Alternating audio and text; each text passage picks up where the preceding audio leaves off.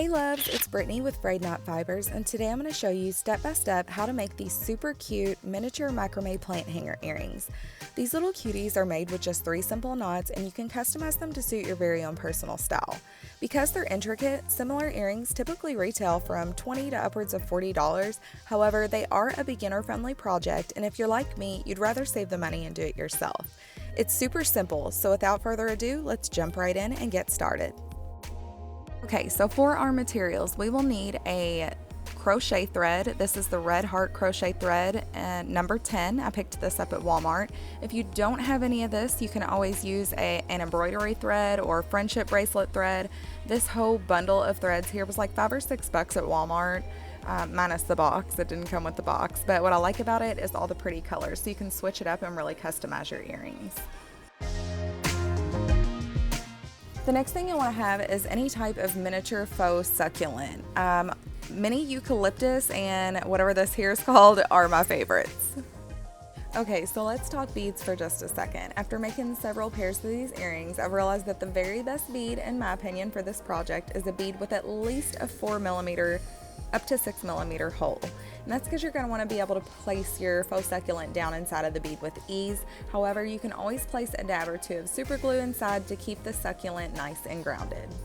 So as you can see with these smaller beads, they don't do such a good job as the larger beads here, which happen to be my favorites. These were picked up at Hobby Lobby, but link in description for any of the materials used in this video. We're also going to need a pair of sharp scissors and optional needle nose pliers.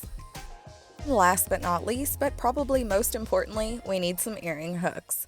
I've got 2 different colors here, this rubbed bronze color and of course the silver color, and you're also going to need a little O-ring or jump ring to attach to the base of the earring hook. So grab your favorite 2 and let's get started. Oh, side note here, that if you don't have earring blanks on hand, just go into your jewelry box, grab a pair of old ones that you don't wear anymore, and deconstruct them. It's super simple. All right, let's get started. For the first step, you'll want to go ahead and attach your jump ring to your earring hooks. You may or may not need to use a pair of needle nose pliers to get this step done. What I did was just slip the jump ring open with my fingernail and slid the earring hook on around it. It's kind of like sliding a key onto a key ring. Once you get past that step, you're golden. And got it. The next thing we're going to do is cut our cords. You'll want to cut 7 pieces of thread at approximately 36 or 37 inches long. I cut mine at 37 inches, and there will be excess cord when we reach the end of our project, but cutting overage will ensure that we have plenty of cord left at the end so that we can customize the length of our tassel fringe. Okay, wait for it. Okay, guilty as charged. I know I forgot to mention that we're going to need a tape measure, but I love pressing that button. You can't blame me, right? Okay, so we have our 7 cords cut at 37 inches each. I'm just going to take one of those 7 cords and set it to the side for now so we can start working with 6 of our cords. And what we're going to do is take all 6 of these cords grouped together, and we're just going to slide them through our jump ring, bringing the tail ends together so that they're even at the bottom, and the centermost point of our cords is now in contact with the jump ring. Next, we're going to secure our threads around the ring with a knot commonly used in macrame known as the gathering knot. Note that I had originally cut my 7th strand in this off-white color. However, at the last minute, I decided to switch my cord color to the brown friendship bracelet thread so that you can clearly see the knotting process here. And I'm not mad about it either because it turned out really, really cute in the end. Okay, so as you probably just seen, we're going to take that 7th cord that we had set to the side, and we're going to fold that over and cut it in half, leaving us 2 cords that are 18.5 inches long.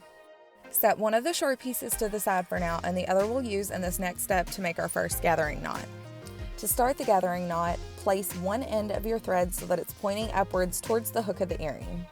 Next, I'll create a loop with the same thread by coming downwards and looping back upwards toward the base of our jump ring. You'll want to make sure that the loop you created is kind of long, and then secure the strings with your thumb and your forefinger. Letting that top tail end of the thread hang freely, begin wrapping our active thread around all the other cords. Our goal here is to encase all of the cords, including the loop we created. Feel free to slide the cords upwards toward the base of the jump ring after making a few passes. Typically, I like to wrap my gathering knots at least 8 times around, which is generally pretty sufficient. You'll also want to make sure that the cords aren't overlapping each other but lying next to one another as you wrap. So after wrapping about 8 times, I was pretty happy with the length of my knot. After coming around this time, I'm going to stabilize the cord, open up my loop, and pass that cord through the inside of the loop that we created at the beginning. Next, stabilize the tail end of our active thread, holding it in the direction that we were wrapping in, and then gently pull upward on that top thread that's hanging freely, ultimately securing our gathering knot. Now take this time to tighten up your cords and nudge them toward the base of the jump ring if a little more security is needed. Once you are completely satisfied with the way your knot looks, go ahead and give that top thread another tiny tug to bury the secured end of our string right up under that sequence of threads. Now straighten it out as needed and snip off the excess top and bottom threads, leaving just the beautiful gathering knot. And if you have any little tiny pieces hanging out that the scissors couldn't get to, feel free to shove those right up under the gathering knot with the end of a needle or even a fork. That might work too. And voila! Simple, right? We just completed our first gathering knot. And now we can move on to our next step where we're going to create the beautiful double helix detailing, as shown here in the beautiful arms of our plant hanger. So to create the 3 little arms of our mini plant hanger, we'll want to section off our threads into 3 groups of 4 cords each. Quick side note that this looks best done when the cords sectioned are neighboring one another. Now take your first group of 4 cords and pin the other 8 cords out of the way for the moment. To complete this next step, we're going to be using what is known as the spiral knot. To start the spiral knot, separate your cords as shown and isolate the 2 innermost cords, stabilizing them with your middle and ring fingers. This may feel awkward at first, but it'll be muscle memory before you know it. Next, take your outermost right cord and create a loop that drapes over the 2 centermost strands. If you look closely, it kind of looks like the letter P, or Snoopy's sidekick Woodstock. Now take your leftmost cord and drape it over the tail of your rightmost cord, as shown. Finally, take the left strand tail and push it under the knot, bringing it up and out of the hole of the loop that we created that's shaped like the letter P. Now, stabilize the 2 innermost cords with your ring and middle finger and tighten the knot, sliding it upwards. Adjust your grip as necessary so that you can tighten your knot and slide it all the way to the top. Now we'll get ready to repeat the process. Create a loop bringing your right cord over the 2 centermost cords and then draping the left cord over the tail end of the right cord. Now, take the left strand tail and push it under the knot, bringing it up and out of the hole of the loop. Now stabilize the 2 innermost cords and tighten the knot, sliding it upwards towards the base of your previous knot. You'll want to keep repeating the spiral knot pattern until your spirals reach a total of about 1 inch in length. You'll notice after making a few knots that your work will start to naturally spiral, which is good. That's what we want. Just let it do its thing and continue making the knots and repeating the same process. You'll just want to start with that right cord, drape that left cord over the tail, push it up under and pull it through that hole and then tighten it on up. Continue, like I said, till you reach about 1 inch in spiral length. I wasn't exactly counting how many knots it took me to get to 1 inch in length. However, I feel like it was about 20 something knots.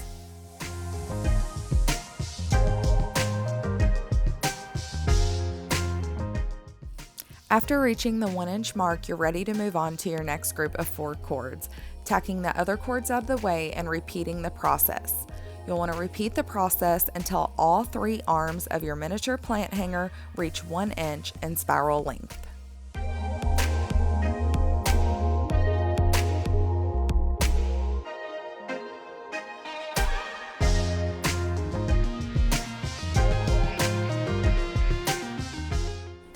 There we go, all 3 spirals are now complete. Now before moving on to the next step, we're just going to triple check that all of our base knots are nice and tight and that each individual strand is exactly equal in length. Then we can move on to our next step, which is creating our first group of square knots. We're more than halfway done with our first earring. If you need any further help mastering any of these knots, I'll be posting a video covering all of the knots used in this tutorial. To prep for our next group of knots, which will be square knots, you'll want to select 2 of the spirals that are neighboring one another. From there, we're going to drop the 2 leftmost cords from our left spiral, and then we'll drop the 2 rightmost cords from our right spiral, which will leave us with 4 inner strands to work with that we will join together to create our first square knot. So the square knot consists of a 2-step process and should be simple to learn after completing the spiral knot because the first step of the square knot is the exact same as the spiral knot. Start by isolating the 2 center strands. They will stay in place and serve as our filler cords for the square knot. Then you'll take your right strand and create a loop that drapes over the 2 center strands. Next, take your left strand and bring it in front of the right strand. Now, you'll push the left strand under the 2 center strands and bring it up and out of the right-sided loop. Now, stabilize the 2 center strands and tighten up the first step of our square knot, but don't tighten to the top. You'll want to make sure you leave about a ½ centimeter or 5mm gap from the bottom of your spirals. Now, to complete the square knot, we will repeat the process, only this time we'll start by creating a loop with our left strand. Then we'll bring the right strand in front of the tail of our left strand, pushing it under the center strands and bringing it up through the loop on the left. Finally, we can stabilize the 2 center strands and tighten the completed square knot. So we're going to complete another square knot that's adjacent to the first. Rotate your macrame piece slightly and grab 2 of the cords that we dropped for the first square knot. As you can see here, we have 2 cords on the left and 2 cords on the right of the square knot that we just created. To create my next square knot, I'm going to rotate my piece slightly to the right and use the 2 cords to the right of our first square knot. I'll then pull 2 cords from our neighboring spiral, making sure that they are the 2 nearest or outermost cords to the side I am working on. You'll want to repeat the process of making the square knot, keeping in mind that it is a 2-step process consisting of right side and left sided steps. You'll also want to keep in mind that we do not want to cinch the knot tightly to the top, but rather leave about a ½ centimeter gap between the completed knot and the bottom of our spirals. After our second square knot is complete, we need to rotate our project to complete the third and final square knot of the row, utilizing the remaining 4 cords to join the knot and close the circle. You'll want to take this time to make sure that all 3 of your square knots are at equal length. This is super important in achieving the best end result. Next, we're going to come down about a ½ centimeter and we're going to grab 2 cords from each of the 2 knots above and create 1 alternating square knot. And our alternating square knots are created the same exact way a square knot is. The only difference is that this row will alternate in pattern from our previous row. So go ahead and create the first square knot of this row, just keeping in mind that we do want to maintain about a ½ centimeter gap between this completed knot and the knots of our previous row.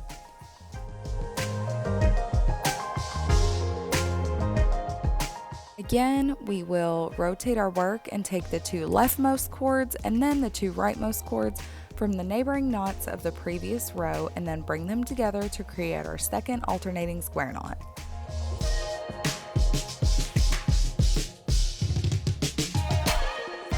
Finally, we'll rotate one last time, creating the last square knot of this row using the last 4 unworked cords. You'll want to remember to maintain persistent tension and equal distance between your knots as much as possible for the best finished look.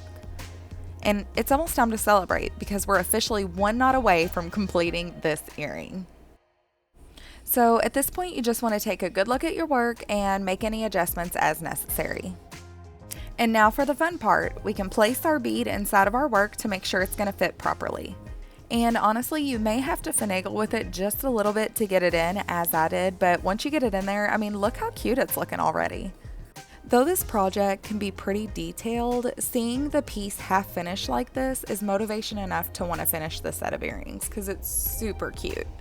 And I'm sure you'll be happy to know that this is the final step in earring number 1. Okay, so go ahead and hang your earring and make sure all the bottom cords are laying flat. We're going to take our last unused short cord and make one final gathering knot as we did at the very top. A second ago when I placed my bead, I took note as to where my gathering knot would need to rest. So I'll just continue using the cord to create a loop and then wrapping around 7 or 8 times to create my gathering knot. When you make your gathering knot, you don't want the cords to overlap. You want them to rest side by side. You also want to make sure that you're partially entrapping or encasing your loop so that it can successfully create our gathering knot. If you're satisfied with the size of your knot, come around with your active thread and pass it through the loop. Now stabilize your active thread and gently pull upward on the upper free thread. At this point, you don't want to completely close off your gathering knot. You just want to pull up until that bottom active thread is touching the base of your gathering knot, and I'll show you why. We're not going to cut any cords. We're going to leave all of our excess cord intact for now until we know for sure that our bead will set nicely in our plant hanger and that no adjustments need to be made. When you're completely satisfied with the way your plant hanger looks, go ahead and take out the bead and give that top thread another little tug to bury and secure the end of our string right up under that sequence of knots. Now you can cut that excess thread and use whatever you've got handy to bury any excess stragglers.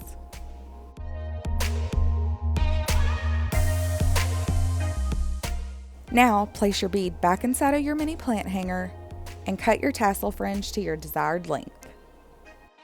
Feel free to get creative with the way you cut it, cutting it straight across or at an angle, whatever feels right to you. You can always feel free to add a dab of glue into your earring to secure your bead, but I really like the idea of these earrings being interchangeable. You can not only mix and match the colors of the beads that you use to coordinate them with outfits, but you can also get experimental with the type of faux succulents that you place inside. All right, now for the fun part, this is our very last step. So what I've done is pulled a little piece of my succulent off the plant, and I'm just gonna pull a bit of this to the side and cut off an amount of the faux succulent that will fit perfectly down inside the hole of my bead. I literally cannot get over how cute this is. It looks like the tiniest little potted succulent on the face of the planet. Oh my gosh, so cute. Okay, so now last things last, just put that right back in there and your first earring is done. Can you believe it? So detailed, but so worth it. Wouldn't these make the cutest gifts ever to give to your plant-loving, earth-hugging friends? Yes, I know they would.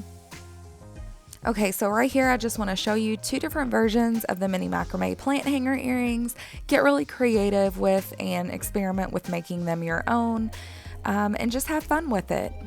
Now, one tip that I want to give before you go is to make sure that when you're creating earring number 2, you hold it up and do a side-by-side comparison of them through every step to make sure that they're perfectly symmetrical and equal in size. I'm really loving the way that the brown cord here contrasts against our main color, but yet accents the color of the bead and the succulent so well. So it's very inspiring, and I definitely want to make more of these. So before you go, drop a comment and let me know what kind of video tutorial you'd like to see next. And don't forget to smash that like button, subscribe with notifications, and share this video if you found it fun or helpful. Make sure you rock an updo and then relish in the bragging rights of your beautiful 100% handmade miniature macrame plant hanger earrings. You deserve it. Before you go, here's a sneak peek at one of my upcoming video tutorials. Follow me on Instagram at Frayed Knot Fibers, and don't forget to tag me in the photos of your finished creations. The spelling is on the screen. Don't forget to subscribe.